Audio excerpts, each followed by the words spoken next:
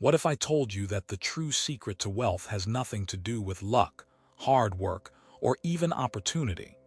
That the greatest leap you could ever make is not in your career, your investments, or your business strategy, but in the hidden world within you. That's right, the untold story of how Neville Goddard's mysterious teacher, Abdullah, revealed a radical way of transforming poverty into abundance, not through grinding effort but through an inner shift so complete, so final, that the world outside had no choice but to rearrange itself.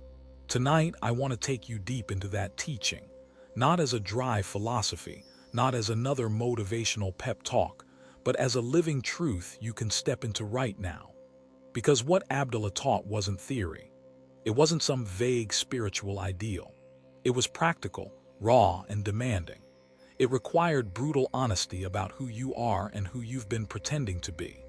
And if you can face that truth, you can unlock the same power that carried Neville from being a broke dancer in Depression-era New York to becoming one of the most influential teachers of consciousness the world has ever known. Let's rewind to the early 1930s. New York City.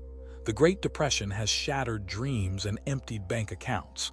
Neville was one of the millions left behind, a failed dancer, unemployed, broke, and desperate. And then, almost as if destiny itself had orchestrated it, he walked into a small lecture hall to meet a man who seemed to have been expecting him. An imposing Ethiopian rabbi with piercing eyes that seemed to see through time itself. His name was Abdullah, and with a single sentence he changed Neville's life forever. "You're 6 months late." Can you imagine the shock? A stranger telling you not just that he knew you, but that he had been waiting for you. Neville didn't understand it then, but later he would come to realize something profound. Consciousness recognizes consciousness. Abdullah wasn't looking at Neville's outer situation. He was recognizing the deeper self that had been drawn to him. That self was ready for transformation. Over the next 5 years, Neville studied under Abdullah, studying scripture, Hebrew, Kabbalah, but more importantly, studying himself. And what he learned was something that most of us never truly grasp. Poverty isn't just about money. It isn't about unfair circumstances. It isn't even about the economy. Poverty is an identity. It's a self you carry around, a self you excuse, defend, and unconsciously protect. That poor self shapes how you walk, how you talk, how you react, how you expect rejection, how you quietly sabotage your own opportunities. And until you face that self, no amount of affirmations, vision boards, or hustle will ever set you free. Abdullah's method began with what he called uncritical observation of self. Not judgment, not guilt, not shame. Just honest seeing. He told Neville, find self. Don't be ashamed of the being you are. Discover it and then start changing it. That sounds simple, but when Neville really looked at his own consciousness, he was shocked. He found beliefs buried so deep he didn't even know he carried them. He believed rich people were greedy. He believed money was corrupt. He believed he didn't deserve abundance. These weren't just thoughts floating in his head, they were the very structure of his mind. They colored every reaction, every assumption, every word he spoke. And here's the brutal truth. Your description of the world is nothing more than a confession of the self you don't yet know. Every time Neville complained about lack of opportunity, he was confessing his identity as someone powerless. Every time he blamed the outside world, he was admitting he had no control. Every time he said money was scarce, he was exposing the consciousness that guaranteed it would stay scarce. Abdullah hammered this truth into him. There is no cause outside the arrangement of your own mind. That's the turning point, isn't it? If poverty is created by consciousness, then it can be changed by consciousness, but not by fighting, not by wishing. Abdullah's genius was this. He didn't teach Neville to fight the poor self, to condemn it, or to struggle against it. He taught him to consciously become a new self entirely, a wealthy self, a self that thinks from wealth, not about wealth, a self that reacts differently because its identity has shifted. You see, true transformation isn't pretending.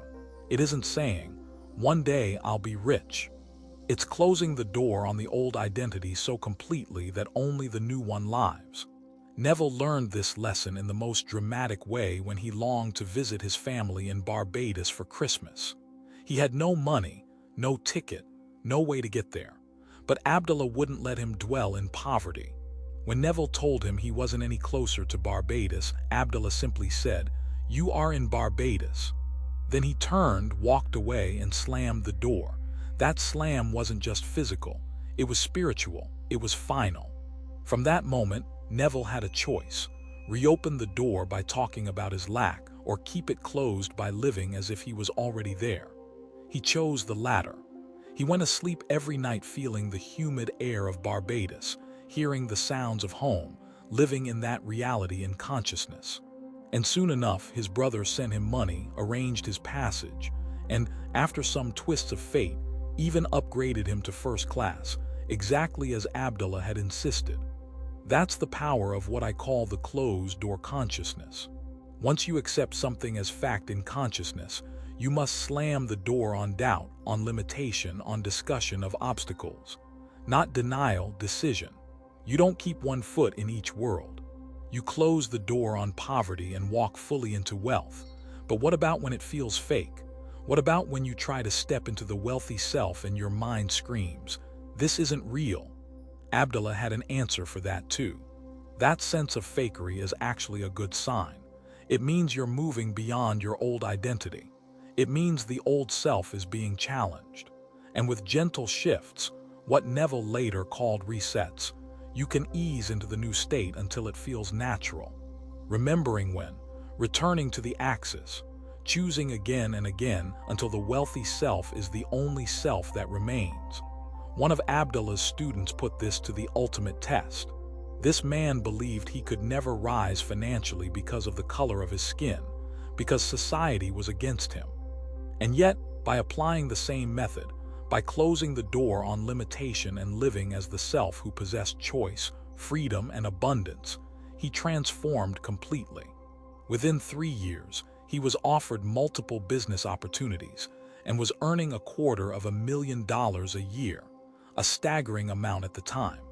His outer world changed because his inner world changed first. So here's the essence of the teaching. You are not your poverty.